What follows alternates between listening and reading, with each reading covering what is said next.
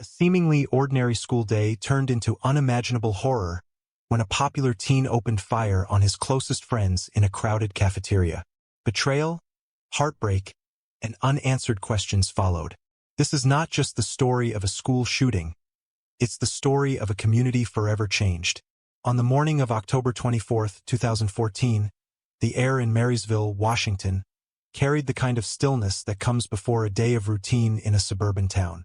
Students at Marysville Pilchuck High School arrived with backpacks slung over their shoulders, some clutching coffee cups, others laughing as they hurried through the doors before the bell.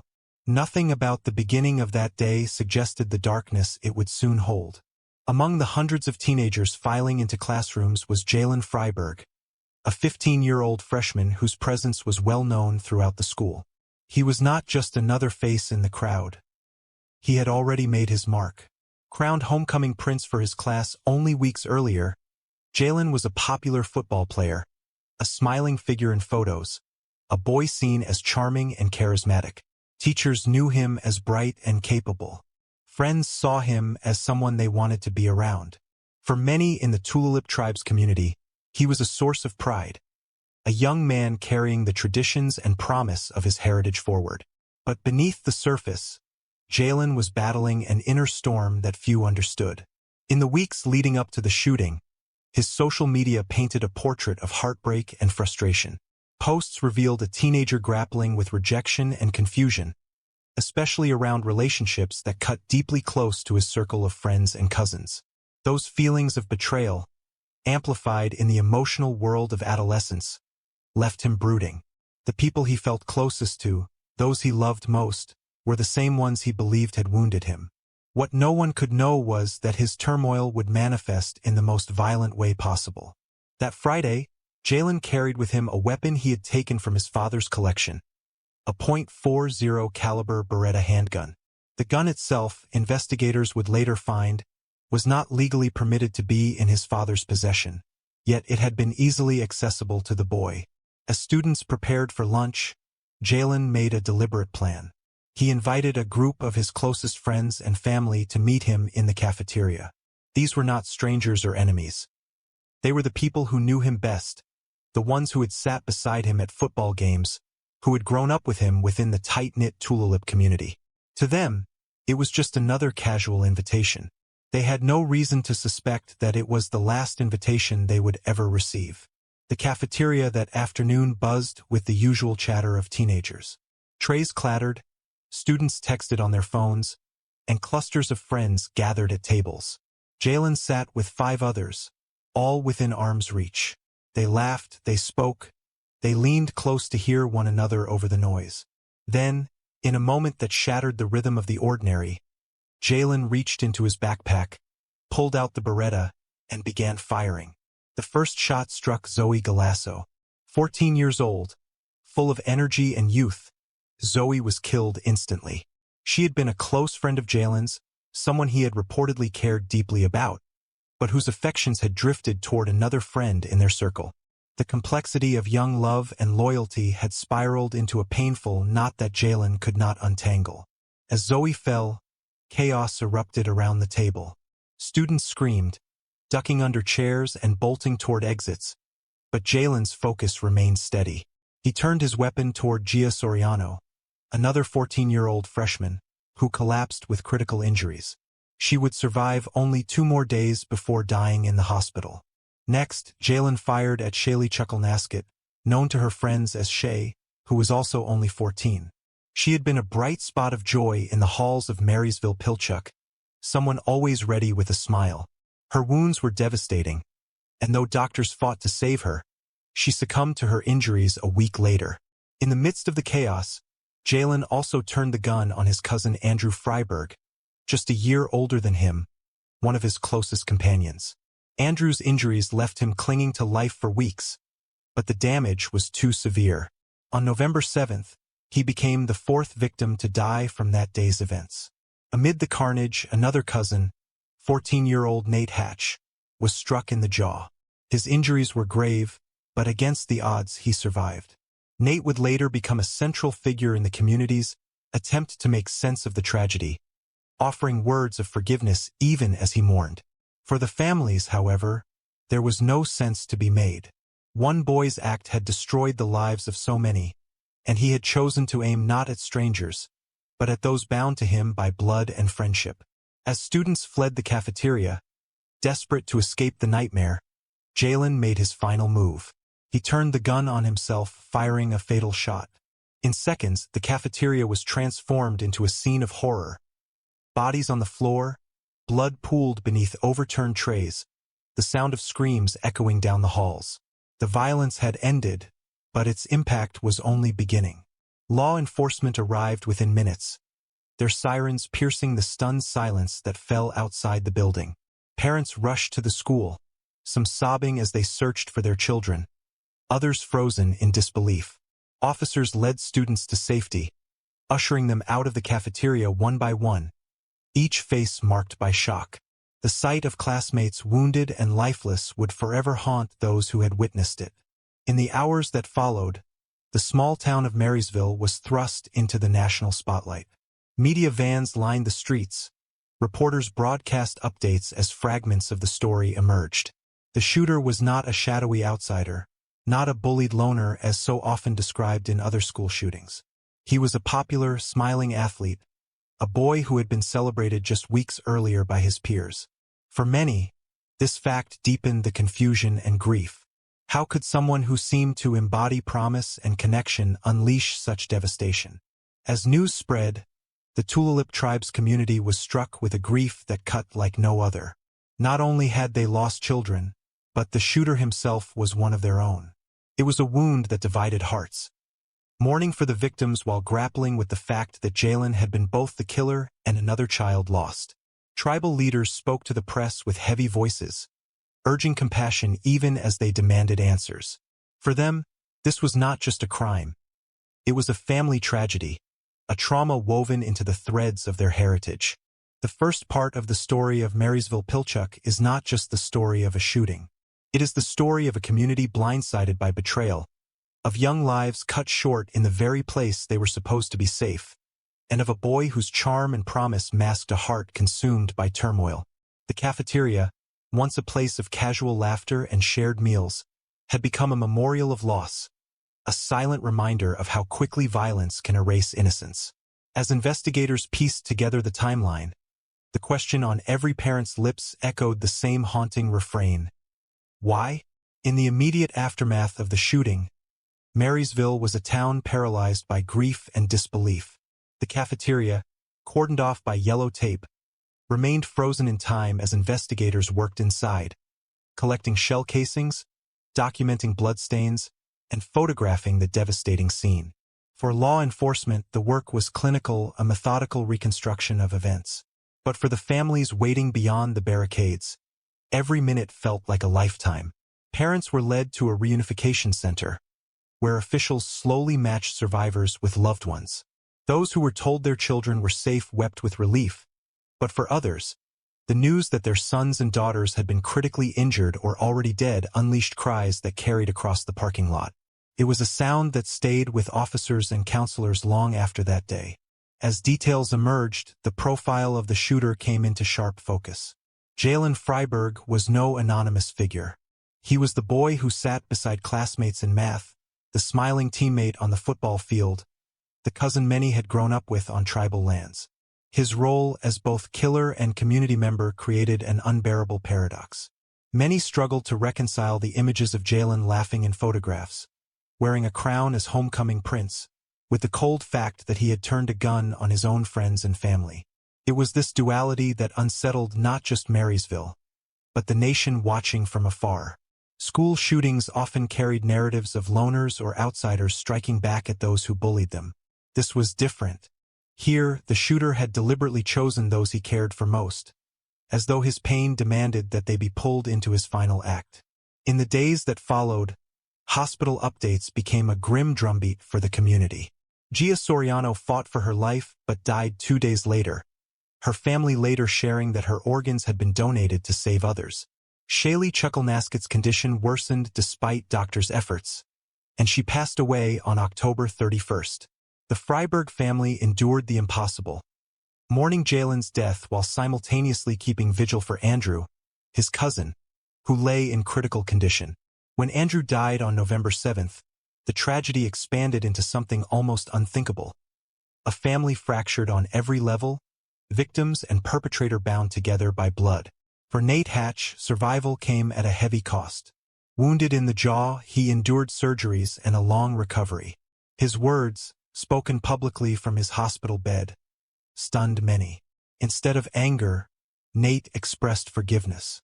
He said he believed Jalen had not been himself that day, that something had broken inside him. His message of grace became a beacon for some, yet for others, forgiveness felt impossible. Parents who had buried their children could not so easily set aside the anger, the confusion, the demand for accountability. The investigation revealed disturbing truths. The handgun Jalen used belonged to his father, Raymond Freiberg. It had been purchased illegally, as Raymond was prohibited from owning firearms due to a prior domestic violence restraining order. Yet the weapon had been kept at home within reach of a teenager. Prosecutors would later charge Raymond with unlawful possession of firearms, leading to his conviction and imprisonment. For grieving parents, this revelation sparked outrage. The legal system had failed, they argued, allowing a man barred from owning guns to acquire multiple weapons. For them, accountability stretched beyond Jalen. They wanted to know why a teenager could access a deadly weapon so easily, and why loopholes in the system had not protected their children. While investigators focused on logistics, where the gun came from, how the attack unfolded, psychologists and criminologists studied the deeper why. Jalen's social media became central to this search. Tweets from weeks before the attack revealed a teenager voicing despair and heartbreak. Some posts hinted at betrayal by friends, others at rejection in love. In one, he wrote words that suggested he felt his world collapsing, his pain insurmountable. To adults, these may have read as the typical dramatics of adolescence, but in hindsight, they were red flags. The tragedy underscored how unchecked emotional turmoil, when mixed with easy access to firearms, could transform into catastrophic violence. For Marysville Pilchuck High School, reopening became a delicate process. The cafeteria, once the heart of lunchtime chatter, was sealed off for weeks. Students returned to hallways filled with memorial posters, photographs, and flowers left by mourners. Counselors flooded the campus, offering support groups and private sessions. Teachers struggled to balance the need for academic routine with the raw emotional needs of their students. Some students broke down in class, others grew silent and withdrawn. The sense of safety that once defined the school had been shattered, replaced by a constant awareness that violence could erupt anywhere, even among friends. The Tulalip tribes carried a unique burden. Tribal leaders organized ceremonies, prayers, and healing circles. Elders reminded families of the importance of unity, even as divisions ran deep. Some members felt torn between mourning Jalen as a lost child of their community and condemning him for the devastation he caused. Vigils were held that honored both the victims and the shooter, sparking debate among outsiders who could not understand the tribal perspective. But for the Tulalip people, the tragedy was intimate, woven into their identity. Jalen was not a faceless criminal. He was their son, nephew, cousin, and brother. That complexity made their grief heavier, more tangled than words could capture. Across Marysville, makeshift memorials grew. Crosses, flowers, balloons, and handwritten letters covered the fences near the school. Students gathered nightly to light candles and share stories of the friends they had lost. Parents organized support groups, clinging to one another as they searched for strength. Local churches opened their doors for vigils, their pews filled with sobbing teenagers and exhausted mothers. The sound of hymns mixed with tears became part of the town's healing ritual. Nationally, the shooting reignited debates over school safety, youth mental health, and gun laws. Commentators questioned how a seemingly well-adjusted teenager could mask such turmoil. Lawmakers pointed fingers at gun access and loopholes. Mental health advocates highlighted the need for schools to take adolescent distress more seriously, to intervene before despair turned to violence. Yet for Marysville, these debates felt distant. Their reality was not policy but funerals, not statistics but the empty chairs at dinner tables. The funerals themselves became public outpourings of grief. Zoe Galasso's service drew hundreds, her classmates wearing purple in her honor. Gia Soriano's parents spoke through tears of their daughter's kindness, sharing that her final gift had been saving lives through organ donation. Shaylee Chuckelnasket's ceremony was filled with tributes to her laughter and her dreams. For Andrew Freiberg, the Freiberg family faced cameras once again, burying another child while the world watched. And for Jalen, his funeral was quiet, private, and controversial. Some condemned the idea of mourning him, but others attended, acknowledging that even in his final act of destruction, he was still a child lost. Part 2 of this story reveals not just the sequence of grief, but the collision of conflicting emotions. Anger and forgiveness, blame and sorrow, condemnation and compassion. It is the story of a community fractured by violence, yet struggling to weave itself back together. And it is the story of how one boy's actions exposed cracks in systems of family, law, and culture, cracks wide enough to swallow 5 young lives in the span of seconds. In the months and years that followed the Marysville-Pilchuck High School shooting, the community began the slow and painful process of rebuilding. But healing after such devastation was never a straightforward path. For many, the tragedy became a wound that would never fully close, a constant reminder etched into daily life. The school cafeteria where the attack took place was permanently altered, no longer used as it once had been. Renovations eventually reshaped the space, but for those who had been there, every corner carried memories too heavy to ignore. Students walked past it with silent glances, teachers avoided speaking of it unless pressed, and for survivors, the images of that day replayed without warning. Counseling became a cornerstone of recovery. The district brought in trauma specialists, grief counselors, and crisis teams to support students and staff. Some young people leaned on these resources, pouring out their confusion and fear. Others turned inward, too shocked or distrustful to talk about what they had seen. Teachers, many of whom had known Jalen personally, struggled with their own grief even as they tried to be stable figures for students. Some later admitted that they felt helpless, unsure how to address the paradox of mourning both victims and perpetrator. It was not just about academics anymore. Classrooms had become spaces for survival and resilience. The Tulalip tribes faced an especially complicated journey.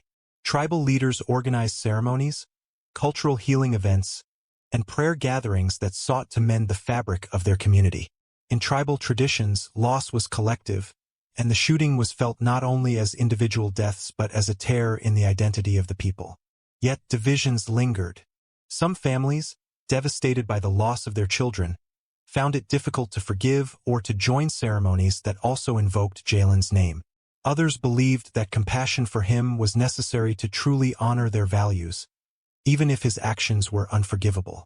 This conflict reflected the unique challenge of a tragedy that was both personal and cultural. It was not only about school safety but about what it meant to hold community together when the harm had come from within. Legal consequences unfolded in the years that followed. Jalen's father, Raymond Freiberg, faced federal charges for illegal possession of firearms. Investigations revealed that he had lied on forms when purchasing weapons, failing to disclose a prior restraining order that should have barred him from owning guns.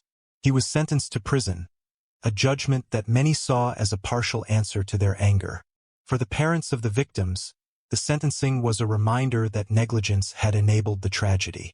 They argued that if the law had been enforced properly, the Beretta would never have been in Jalen's hands. The case also highlighted broader flaws in the gun purchase system, loopholes and lapses that allowed dangerous gaps in accountability.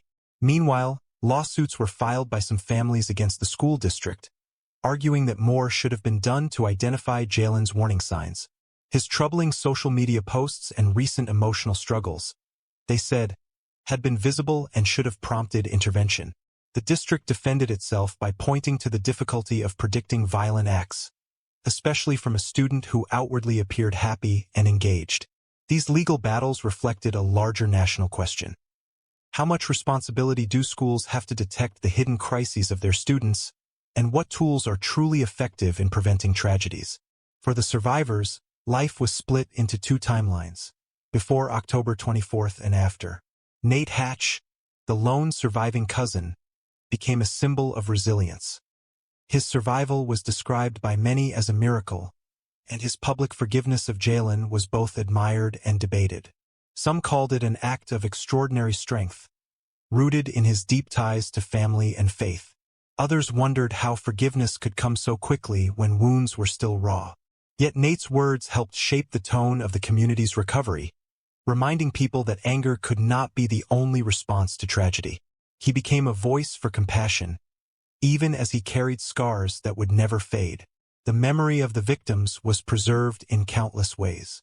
Scholarships were established in their names, memorial runs were held annually, and community events honored the lives of Zoe, Gia, Shaylee, and Andrew. Friends shared stories of their laughter, their dreams, and their kindness. Parents spoke at vigils, urging others to cherish their children, to notice signs of distress, and to push for stronger laws to protect young lives. Their grief became activism, a way to ensure their children were not remembered only as victims, but as sparks that fueled change. On a national scale, the Marysville-Pilchuck tragedy added another painful chapter to the long history of American school shootings. Politicians cited the case in debates over gun laws, mental health resources, and school safety reforms. Advocates pointed to the unusual dynamics of the shooting, the fact that the victims were close friends and relatives of the shooter, as proof that prevention had to go beyond stereotypes of isolated or bullied youth. The story showed that even a well-liked, seemingly successful student could be hiding unbearable turmoil. In the years after, training programs for teachers and counselors increasingly emphasized the need to pay attention to emotional red flags, even if they appeared subtle. Yet for Marysville, the focus remained local. Healing was not about national debates, but about neighbors sitting together in silence, about football games where jerseys bore the names of the fallen, about classrooms where empty desks served as constant reminders. Parents who had once cheered on the same teams now shared grief in the same support groups. Students who had run for their lives from the cafeteria leaned on one another, forming bonds stronger than the tragedy itself. Time did not erase the pain, but it softened the rawness, allowing space for resilience to grow. By anniversaries of the shooting, the community marked the day with solemn remembrance. Vigils drew hundreds, candles glowing in the twilight as names were read aloud. Silence would fall, broken only by the sound of quiet sobs. The ceremony was not just about looking back, but about reaffirming a commitment to never forget. For younger students who had since entered Marysville-Pilchuck, the story of the shooting was something they inherited, a history carried in the walls of their school. For those who had lived through it, it was a moment that shaped the rest of their lives. Documentary filmmakers, journalists, and writers continued to revisit the case, trying to understand how such violence could emerge from such an unlikely source. Each retelling returned to the same haunting image: a boy who had been smiling in photographs, celebrated by his peers, yet who carried a gun into a cafeteria and changed the lives of everyone around him. The paradox remained unsolvable, a mystery locked inside the mind of Jalen Freiberg, who had taken his reasons to the grave. In the end, the Marysville-Pilchuck High School shooting was not remembered only as an act of violence, but as a story of loss and resilience intertwined. It was the story of Zoe, Gia, Shaylee, and Andrew, whose lives ended before they could truly begin. It was the story of Nate, who lived with forgiveness and scars side by side. It was the story of parents who turned grief into advocacy, of classmates who carried memories into adulthood, and of a community that chose to honor life even after it had been so brutally taken. And it was the story of a boy who was both celebrated and condemned, whose contradictions left behind questions that would never be fully answered. For Marysville, October 24, 2014, would forever be the day when innocence was stolen, when trust in the safety of school walls was shattered. But it also became the day when the strength of a community was tested, when love, forgiveness, and resilience proved stronger than despair. The scars remain, etched into the history of the town and the hearts of its people, but so too does the determination to remember, and to ensure that such a tragedy is never forgotten. A bright teenager walking home from school, a sudden attack with no motive, and a community forever scarred. The murder of 15-year-old Tanya Burgess was as random as it was brutal. This is not just a crime story. It's a haunting mystery you cannot look away from. On a crisp winter afternoon in July 2005, the seaside town of Foresters Beach on New South Wales' Central Coast seemed as ordinary as ever. School had just finished for the day, and students were spilling out into the streets, their laughter mingling with the soft hum of traffic and the distant crash of waves. Among them was 15-year-old Tanya Burgess, a Year 9 student whose life revolved around the things that mattered most to a teenager: her family, her friends, and her growing passion for creativity. She had a smile that was easy to spot, a personality that drew others in, and the kind of spirit that seemed too full of life to be silenced. Yet, within the hour, her world, and the world of her family, would be shattered by a brutal act that no one could explain. Tanya was walking home, her bag slung casually over her shoulder, as she took the familiar path that wound from school toward her home near the beach. The path was well used, cutting through scrubland where coastal trees swayed in the cold breeze. Locals often felt safe in this environment. It was the kind of community where everyone knew each other, where children roamed freely without the constant fear of strangers. But hidden within the ordinary that day was something dark, a figure who did not belong to the world of innocence and routine. 16-year-old Daniel Jack Kelsall, a boy from another school, lurked nearby, his mind consumed by impulses that would never be fully understood. Daniel's presence on that path was not by chance. Though he had no relationship with Tanya, no personal grievance against her, his movements were purposeful. Witnesses would later recall seeing a young male trailing in the area, his demeanor restless, his face unreadable. Daniel had a troubled background that had often gone unnoticed. He carried with him the weight of social isolation, simmering anger, and a quiet disconnection from those around him. Teachers and peers had recognized his withdrawn nature, but none could have predicted that it would one day erupt into sudden, devastating violence. That afternoon, when Tanya appeared in his line of sight, the moment spiraled into horror. As Tanya walked, Daniel struck with a ferocity that stunned everyone who later tried to piece together the events. He lunged at her, stabbing her repeatedly in a frenzy that bore no reason, no provocation. Tanya's screams cut through the coastal air, drawing the attention of nearby residents who rushed toward the commotion. What they encountered was a scene they would never forget.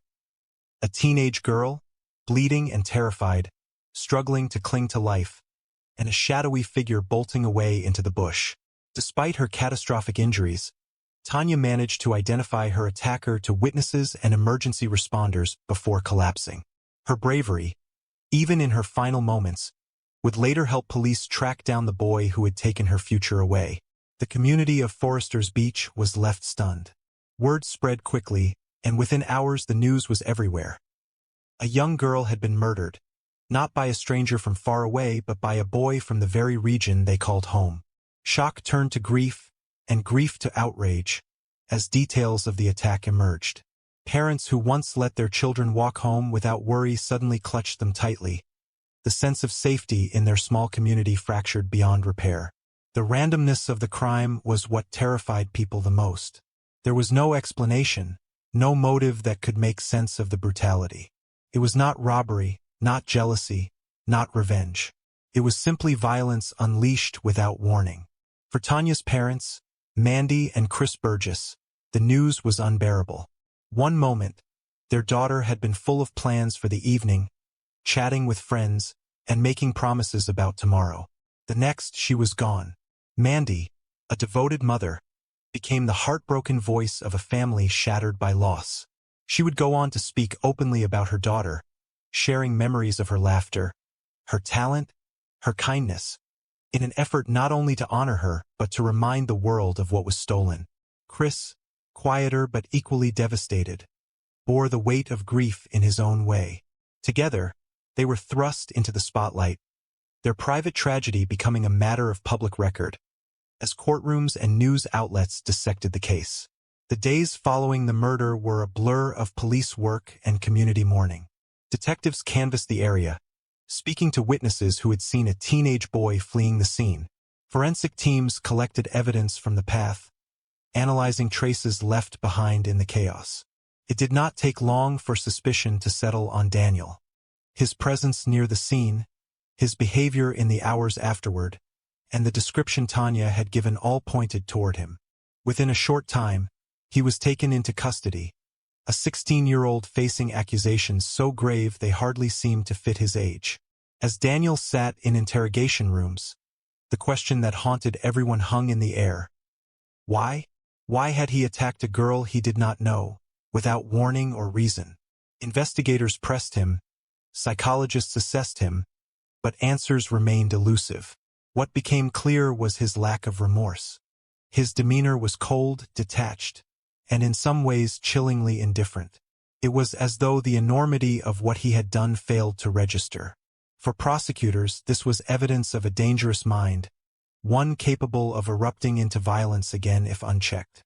For the public, it was confirmation that something incomprehensible had invaded their community. In the aftermath, the Burgess family found themselves surrounded by support and sorrow.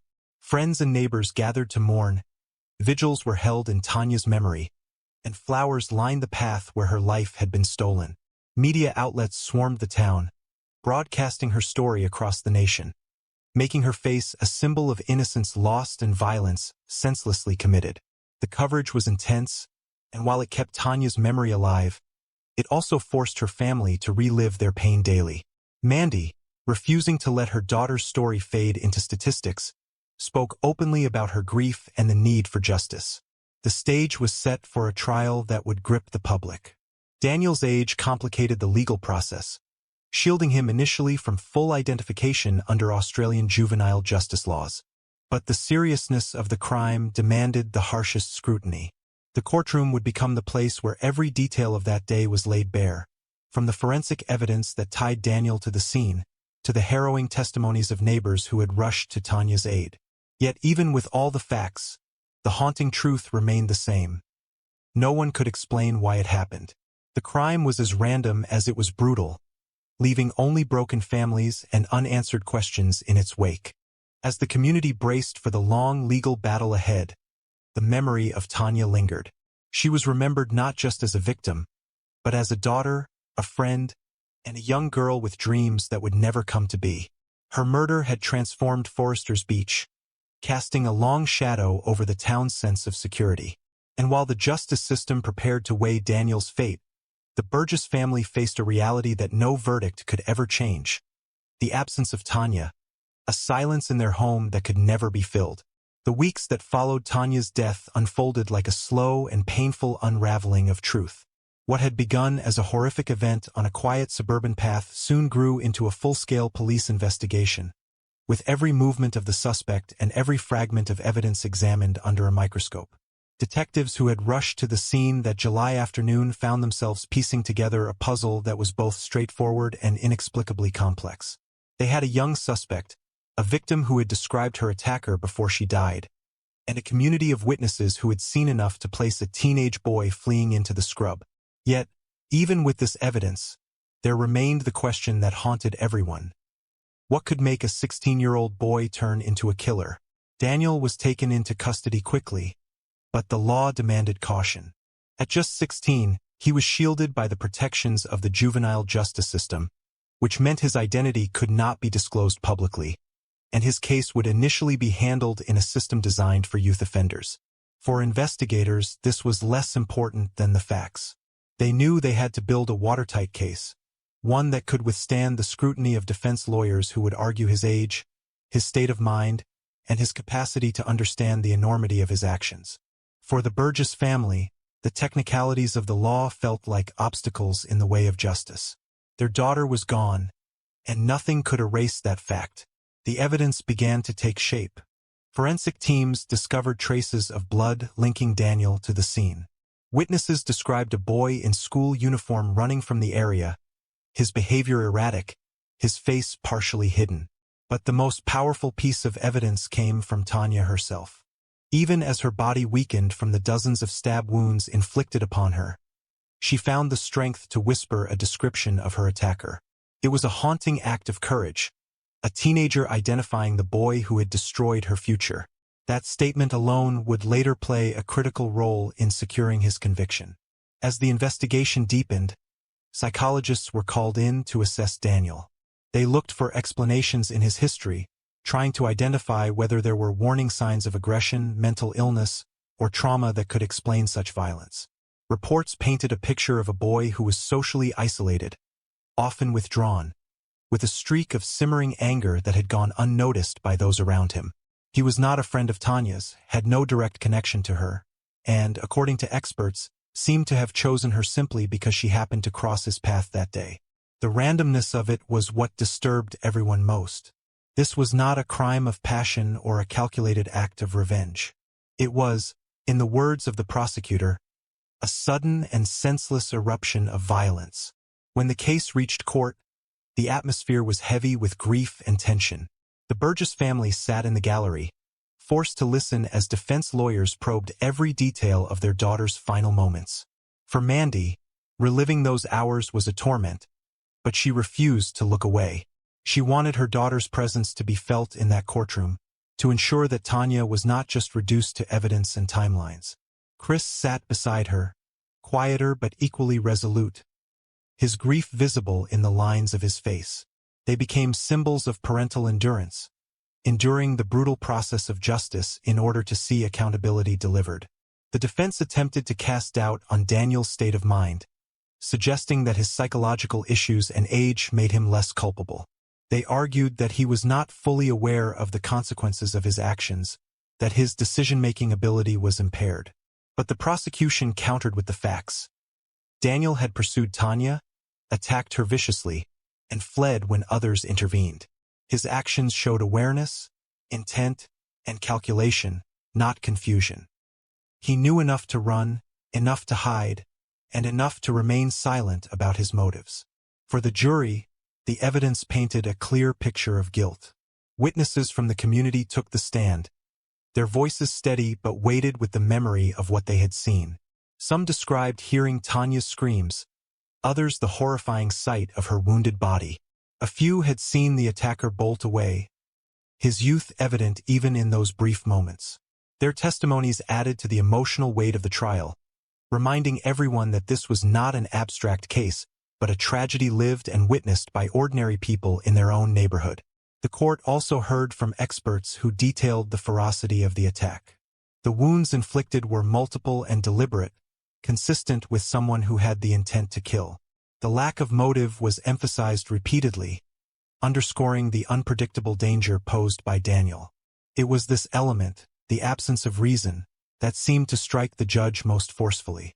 Crimes usually had motives: greed, jealousy, anger, revenge. But this crime defied those categories, making it even more terrifying. Outside the courtroom, the media swarmed.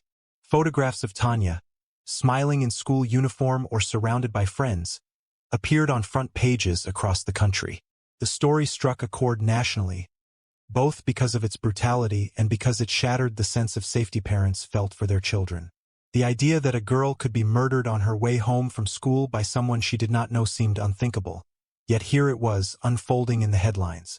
Journalists waited daily outside the courthouse, capturing the exhausted expressions of Mandy and Chris as they walked in and out.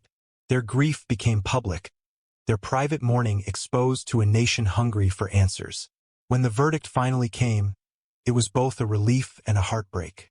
Daniel was found guilty of murder. The judge described the crime as brutal and senseless, words that resonated with the family and the public alike. Yet, because of his age, the sentencing was complicated. He was sentenced to a lengthy period in custody, first in juvenile detention and later to be transferred into the adult prison system as he aged. For many, the sentence felt insufficient in the face of the crime's horror.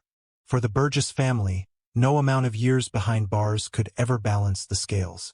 Their daughter was gone, and nothing the justice system could impose would change that. Mandy and Chris spoke openly after the verdict, their voices trembling with both pain and determination. Mandy, in particular, became a spokesperson for change. She argued that violent offenders, even juveniles, should face stronger consequences, that the protections of youth justice should not shield those who committed acts of such magnitude. Her advocacy was born from grief, But it was also a way to give meaning to Tanya's loss, to ensure her death was not in vain. In the months after the trial, the Burgess family faced the daunting reality of life without Tanya. Their home felt emptier, their routines shattered. Friends and neighbors continued to rally around them, offering comfort and remembrance. Vigils were held, plaques unveiled, and tributes written. Each gesture was meaningful, but it could not erase the sense of injustice that lingered. For the community, the murder was a scar, a reminder that violence could erupt even in places where safety had once been taken for granted. As Daniel began serving his sentence, his story receded from public view, but the shadow of his actions remained. The randomness of his attack meant there was no lesson to be learned, no warning signs to be avoided. That was the cruelest part, that Tanya had done nothing wrong, nothing to put herself in harm's way. She had simply been walking home, like she had countless times before, when her life was stolen in a moment of senseless cruelty. In the years that followed the trial, time moved forward for the community, but for the Burgess family, the sense of loss never diminished. The courtroom may have closed, the verdict may have been delivered, but the wound remained open. For Mandy and Chris, each day was a reminder of what had been stolen. Birthdays without candles, Christmas mornings without laughter, family dinners with an empty chair that could never be filled. Friends described how their home, once filled with the energy of a teenage girl's dreams, felt quieter, heavier, as though the very walls carried the weight of grief. Mandy often said that the hardest part wasn't just losing her daughter, but losing all the versions of her daughter that would never exist. The young woman she would have become, the milestones she would have achieved, the life she had deserved. The years of appeals and parole hearings became a cycle of reopening wounds. As Daniel grew older in custody, the law required that his future be reconsidered. The protections afforded to him as a juvenile meant his sentence, while significant, was not indefinite. Each time the possibility of release was raised, the Burgess family was dragged back into courtrooms, forced to confront not just the memory of their daughter's death, but the presence of the person who had caused it. Mandy in particular spoke publicly about the agony of these processes, describing them as a second punishment for families, to continually fight to ensure the killer of their child remained behind bars. The parole hearings highlighted the clash between rehabilitation and justice. On one side, legal advocates argued that even those who commit terrible crimes as juveniles deserve the chance to reform and reintegrate into society. On the other, victims' families like the Burgesses insisted that some acts are too severe, too irreversible to ever warrant release. For Mandy, the idea that Daniel could one day walk free while her daughter lay forever in the ground was unbearable. She campaigned for tougher sentencing laws for young offenders who committed violent crimes, pushing politicians to rethink how the justice system handled cases like Tanya's. Her voice, though born from grief, became a powerful force in the public debate. Community support never faded. Each anniversary of Tanya's death, vigils were held, candles lit, and flowers laid at the site where she had been attacked. Her friends, now grown, often spoke about how her death had shaped their own lives, making them more aware of vulnerability, more protective of their loved ones. Teachers remembered her artistic spirit, her bright smile, and her ability to lift the mood of those around her. The community, once stunned into silence, had transformed its grief into remembrance. Tanya was no longer just a victim. She had become a symbol of the fragility of life and the need to protect it fiercely. For Daniel, the years behind bars did not erase the image of him as a cold and detached teenager who had committed an unthinkable act. Reports from within prison painted a mixed picture, sometimes cooperative, sometimes withdrawn, but never fully reckoning with the enormity of what he had done. Psychologists continued to analyze him, searching for answers to the same question that had haunted the investigation from the beginning. Why? Yet the answer never came. His violence remained without explanation, a senseless moment of destruction that left only devastation in its wake. For many, that absence of motive was the most chilling element of all. As the years passed, the Burgess family tried to carve out a life amidst the grief. They leaned on one another, on friends, and on the wider community. Mandy, though crushed by sorrow, found a kind of strength in her advocacy. She appeared in interviews, spoke at public forums, and continued to push for legislative changes that would ensure other families would not suffer the same endless cycle of court hearings. Her words resonated with many Australians who felt the justice system often overlooked the voices of victims' families in favor of offenders' rights. Chris, more private, supported her from the background, his quiet resilience a mirror of his love for his daughter. Media interest returned with each new development, each hearing, each appeal, each statement from the Burgess family. Reporters revisited the story, not just because of its brutality but because of the way it encapsulated a broader debate about justice, youth crime, and the meaning of rehabilitation. Tanya's face, once splashed across headlines as a symbol of loss, remained etched in the national consciousness. She was no longer just the girl whose life was taken on a coastal path. She had become part of a wider conversation about how society balances forgiveness and accountability. The legal system continued its slow grind, but for Mandy and Chris, closure never arrived. They spoke of how the concept of closure was a myth, a word that suggested an endpoint when grief is a lifelong companion. Their daughter's absence was permanent, and so too was the pain. What they sought instead was justice that recognized the depth of that loss, a justice that did not allow the memory of her life to be overshadowed by the legal rights of the person who had taken it. In the community, the story of Tanya Burgess endured as a cautionary tale.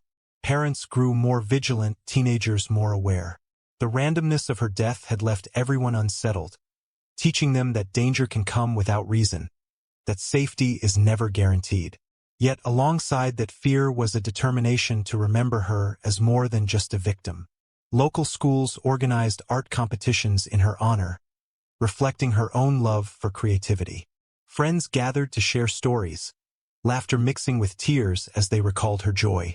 Even in death, Tanya continued to inspire, her memory urging others to live fully, to cherish the everyday moments she no longer had. Years later, as Daniel's name was eventually made public, the story entered a new chapter. His identity, once hidden behind the veil of juvenile protection, was revealed, and with it came renewed anger and debate. Some felt that knowing his name restored a sense of transparency, while others argued it changed nothing. The damage had already been done, and no name could bring Tanya back. For the Burgess family, it was another reminder of the stark contrast between their daughter's bright future and the life that had been wasted by an act of violence. The final legacy of the case rests not in the details of the court transcripts or the debates about parole, but in the enduring presence of Tanya herself. Her story continues to be told, not just as a crime but as a portrait of a young girl who loved art, music, and the simple joy of walking home after school. She remains a reminder of the fragility of innocence and the strength of families who fight for justice. The Burgess family's unrelenting determination ensured that her name would never be forgotten, that her life would continue to stand as a testament to love, resilience, and the enduring struggle for justice in the face of unimaginable loss. And so, the story of Tanya Burgess closes not with neat resolution but with a mixture of grief and remembrance. A family's world was broken on a winter's day in 2005, and though time has moved forward, the impact of that moment continues to echo. For her parents, her friends, and her community, Tanya's presence remains in memories, in tributes, and in the fight for justice that her death inspired. Her story endures as both a tragedy and a legacy, a life cut short, but a light that still burns in the collective heart of those who refuse to forget her.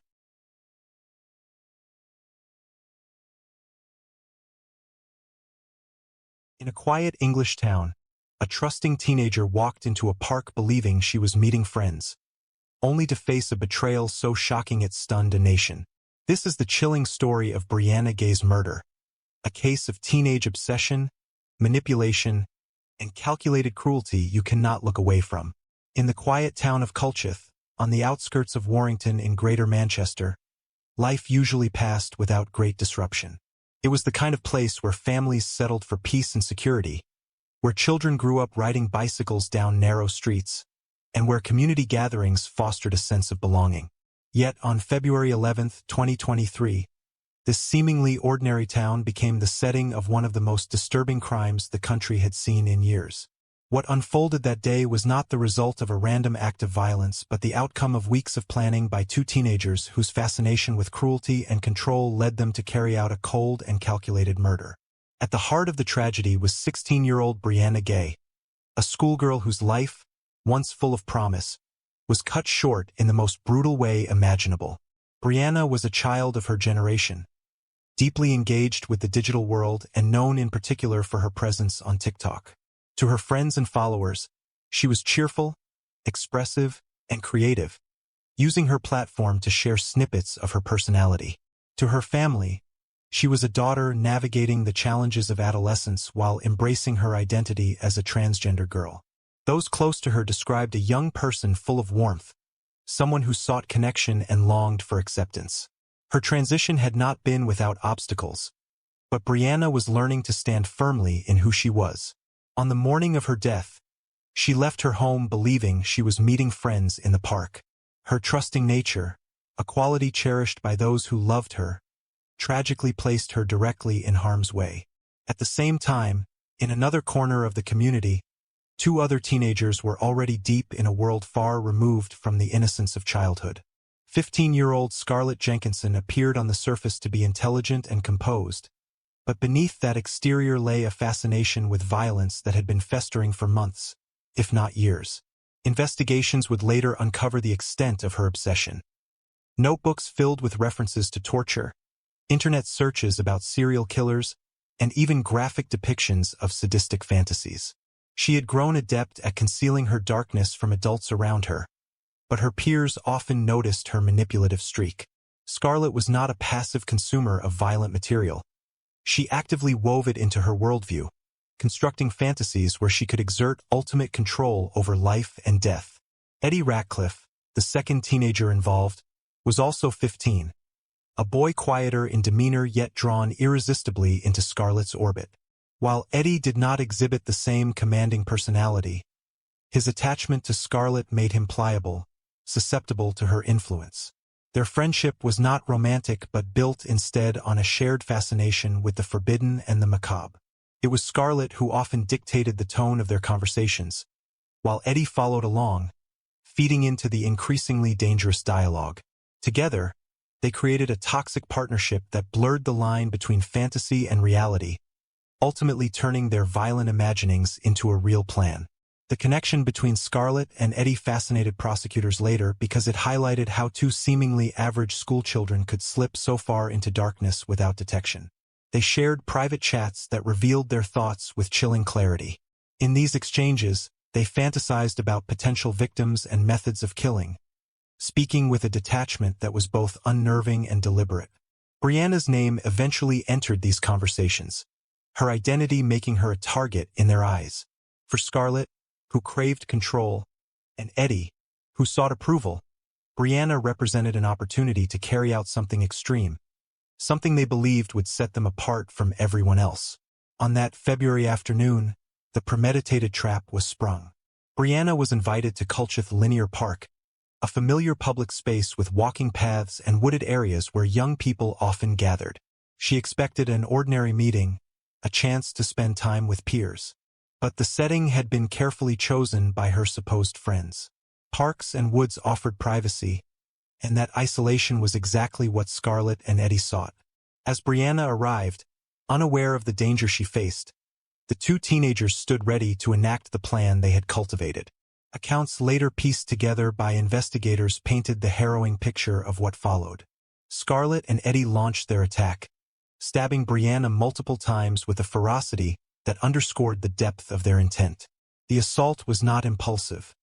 It bore the marks of practice, of an act rehearsed in their minds over and over. For Brianna, the betrayal was unimaginable. She had been lured by those she considered companions, only to realize too late that she was prey in a calculated game. The aftermath of the crime was as devastating as the act itself. Brianna was discovered by passers-by, her body lying on a path that only hours earlier had seemed safe and ordinary. Emergency services were called, but her injuries were too severe. The news spread quickly, rippling through the town and then the nation.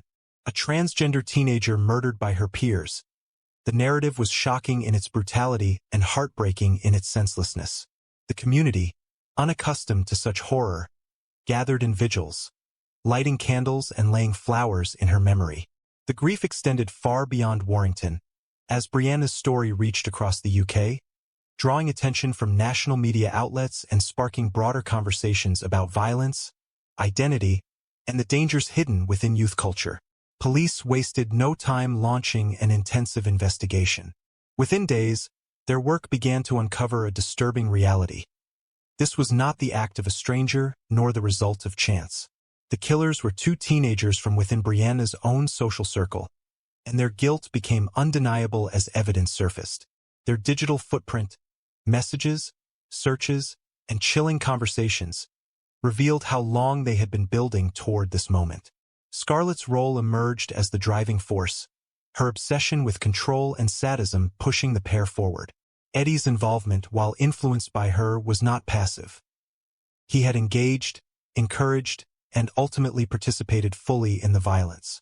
The arrest shocked even seasoned investigators. To confront the fact that children could carry out such a crime was difficult to process. Yet as the details came to light, the picture became clearer. These were not impulsive actions but a carefully orchestrated act of murder. Their youth made it all the more chilling.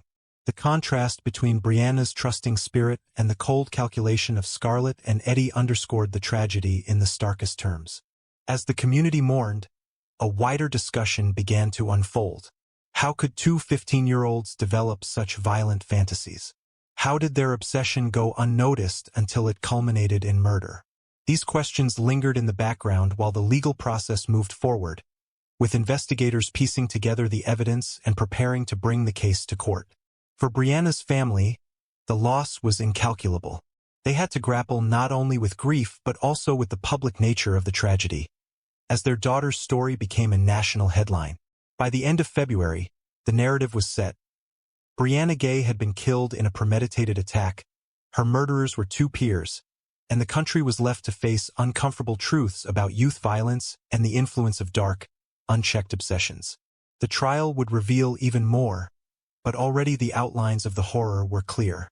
A young girl's life had been stolen, not by strangers but by those who should have been her equals, her friends. And behind the act lay weeks of planning, a chilling reminder that evil can sometimes grow in the most ordinary of places, unseen until it erupts in tragedy. The murder of Brianna Gay was not a puzzle solved in an instant. From the very beginning, detectives knew that this was more than a random act of violence. The brutality of the stabbing, the choice of location, and the complete absence of robbery or sexual assault pointed to something far more deliberate. Investigators from Cheshire Police pieced together the final hours of Brianna's life, speaking to witnesses who had seen her heading into Culcheth Linear Park on that February afternoon. Within hours of examining the scene, they already had suspicions that the attackers were not unknown predators but individuals from her own circle. As police worked methodically, their attention turned to Brianna's phone. Despite its damaged state, the device contained messages that provided crucial insight. Among them were communications with Scarlett Jenkinson and Eddie Ratcliffe, two classmates from a nearby school. What initially seemed like ordinary teenage exchanges soon revealed an undercurrent of something more sinister. There were arrangements to meet, words that now carried an ominous weight in light of Brianna's death. Surveillance footage from the area confirmed that Scarlett and Eddie had been in the park that day. This discovery rapidly shifted the investigation from speculation to certainty. Brianna had been lured to her death by people she believed she could trust. As detectives interviewed Scarlett and Eddie for the first time, their youth was almost disarming. Sitting across from seasoned officers were two 15-year-olds, faces still carrying the softness of adolescence. Yet the stories they told were inconsistent, and the lack of genuine shock or grief was palpable. Scarlett, in particular, maintained a calm exterior, offering explanations that quickly unraveled under scrutiny. Eddie appeared more hesitant, his nervousness betraying cracks in his composure. Their denials only pushed investigators to dig deeper, and what they uncovered would prove more chilling than anyone could have anticipated. Forensic teams examined the suspect's devices, uncovering a digital trail that left little room for doubt. Scarlett's phone revealed her fascination with violent media, with searches detailing torture methods, serial killers, and even guides to inflicting maximum harm. There were notes and saved files that read more like scripts for horror than the musings of a schoolgirl. On Eddie's device, the evidence was just as damning. He had engaged in long conversations with Scarlett about killing, sometimes contributing ideas, other times simply encouraging her fantasies. The language they used was detached, clinical, as if human life were nothing more than a concept to experiment with. The discovery of these messages reframed the case.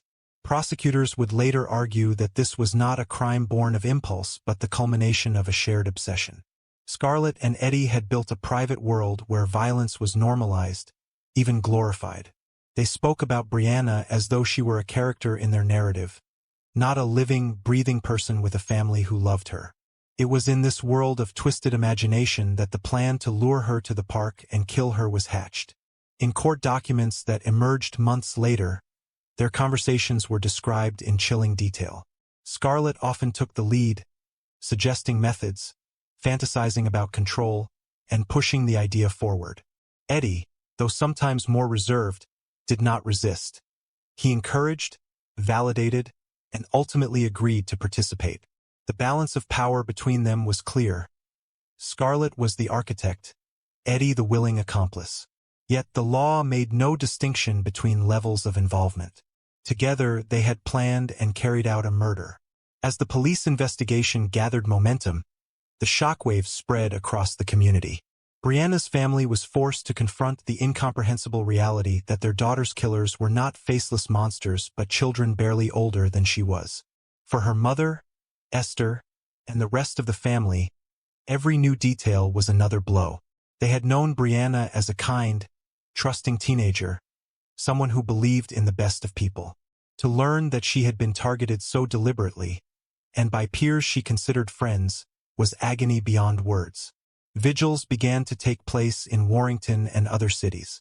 Crowds gathered with candles, holding signs that bore Brianna's name, remembering her for the light she had brought to their lives. Many in the LGBTQ+ community saw her death as not only a personal tragedy, but also a reminder of the vulnerabilities faced by transgender youth. Although prosecutors made it clear that Brianna's identity was not the primary motive, her case resonated deeply with those who understood the challenges of growing up different in a world that can often be unforgiving. Back inside interrogation rooms, the teenagers faced mounting evidence. Confronted with the digital records, Scarlett remained unerringly composed. She admitted little, often deflecting responsibility, suggesting Eddie had been more involved than she was. Eddie, under pressure, began to waver. His interviews revealed the extent of Scarlett's influence over him, but they also confirmed his active participation. The knives used in the attack were linked to them, and forensic evidence tied them to the scene. Step by step, the case against them solidified. The Crown Prosecution Service prepared charges of murder against both Scarlett and Eddie. Given their age, the proceedings were handled with particular care, but there was never any doubt about the seriousness of their crimes. The decision to try them as juveniles did not lessen the weight of what they had done. Their trial, set for later in the year, promised to be one of the most closely watched in recent memory. The public wanted answers not only about how Brianna had died but also about how two children could become killers. Meanwhile, the town of Culcheth struggled with its new identity. A place once known for quiet streets and family life was now synonymous with a brutal murder. Parents spoke with unease, wondering what their own children might be exposed to online, what influences could be shaping them in ways hidden from adult eyes. Teachers revisited conversations about safeguarding, realizing that signs of disturbing behavior in Scarlett and Eddie had gone unnoticed or unreported. The tragedy forced difficult questions about responsibility, oversight, and the unseen dangers that can grow in plain sight. By the time Scarlett and Eddie appeared in court for their preliminary hearings, the story had become national news. Media outlets across the UK reported every development, analyzing the details, debating the motives, and amplifying the voices of those calling for deeper reflection on the state of youth culture. The image of Brianna, smiling in her social media posts, was everywhere, a stark reminder of the life that had been taken. As the trial loomed closer, the weight of evidence painted a devastatingly clear picture. Two teenagers, bound together by a fascination with violence, had lured a girl they knew to her death. They had chosen the time, the place, and the method with precision, and they had carried it out without hesitation. For Brianna's family, each new revelation was another cut into wounds that had not even begun to heal. For the country, it was a story that challenged the very idea of childhood innocence, forcing people to confront a reality many wish to ignore, that darkness can take root at any age, and that sometimes the monsters are not grown adults but children themselves. When the trial of Scarlett Jenkinson and Eddie Ratcliffe opened at Manchester Crown Court in late 2023, the courtroom became the stage for a story so unsettling that it gripped the entire nation. Two school children, barely 15 years old at the time of the crime, now stood accused of one of the most deliberate and cold-blooded murders in recent history. The faces of the defendants, so young and seemingly ordinary, contrasted painfully with the horrific details prosecutors were about to present.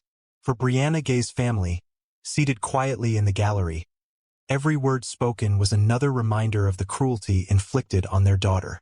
The prosecution laid out the case with chilling precision. They presented the evidence gathered from phones, laptops, and notebooks. The jury heard about Scarlett's obsession with serial killers, her detailed writings about torture, and her fixation on controlling others. Screenshots of messages between Scarlett and Eddie were shown, revealing conversations where they casually discussed who and how they might kill, long before Brianna's name was mentioned. The words were stripped of emotion, clinical and detached, as if they were planning a school project rather than a murder.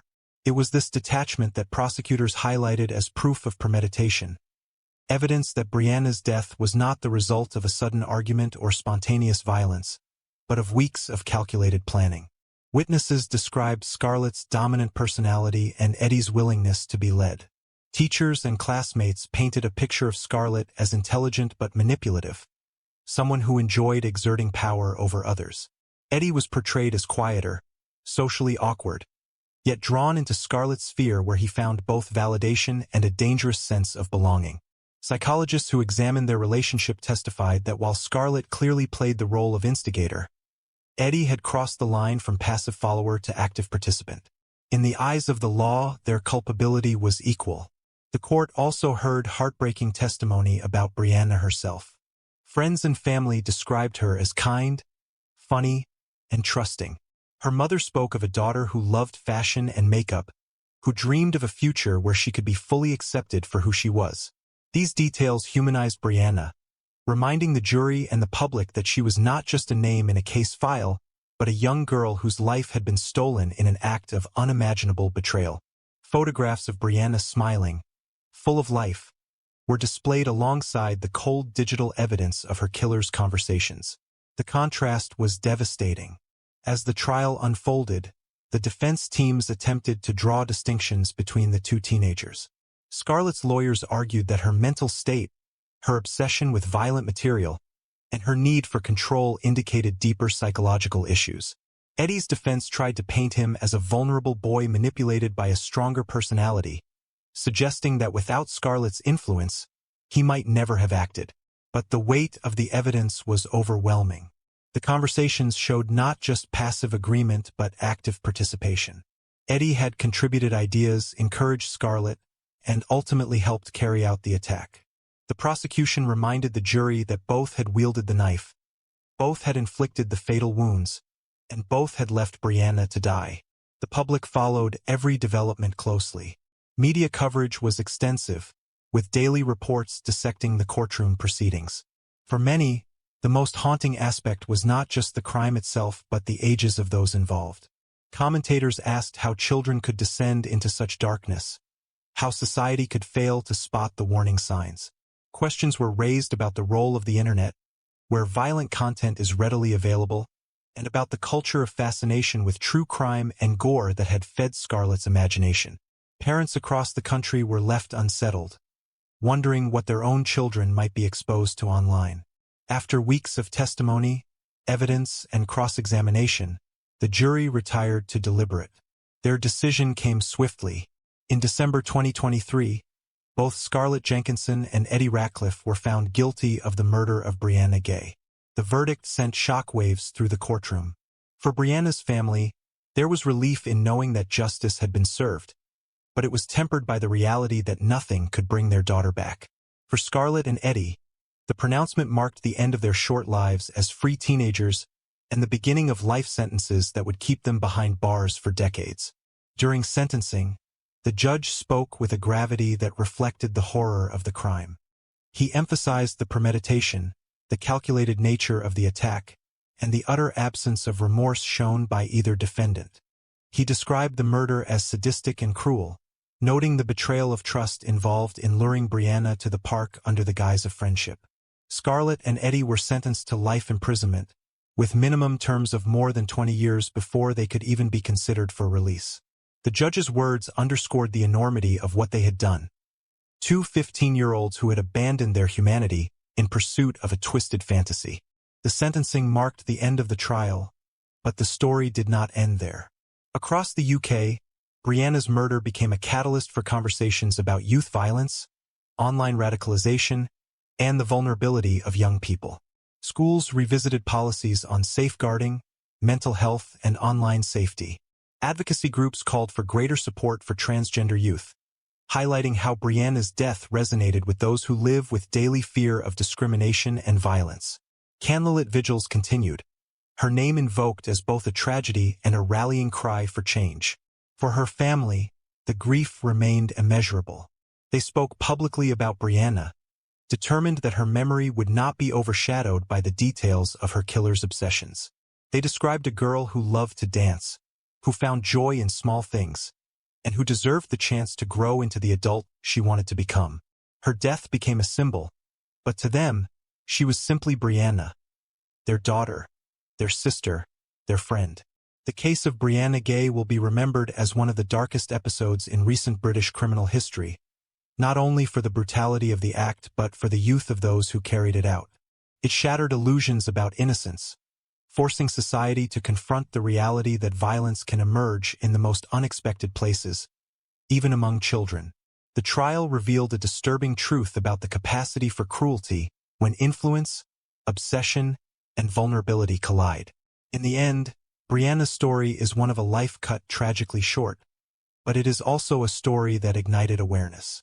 While her killers spend their formative years and beyond behind prison walls, her memory continues to inspire conversations about protection, acceptance, and the urgent need to recognize the warning signs of violence before it manifests. The town of Culcheth, once quiet and unassuming, will forever carry the shadow of what happened on that cold February day. Yet within that shadow remains the enduring light of Brianna herself, a teenager whose smile touched thousands, and whose loss became a wake-up call for a nation.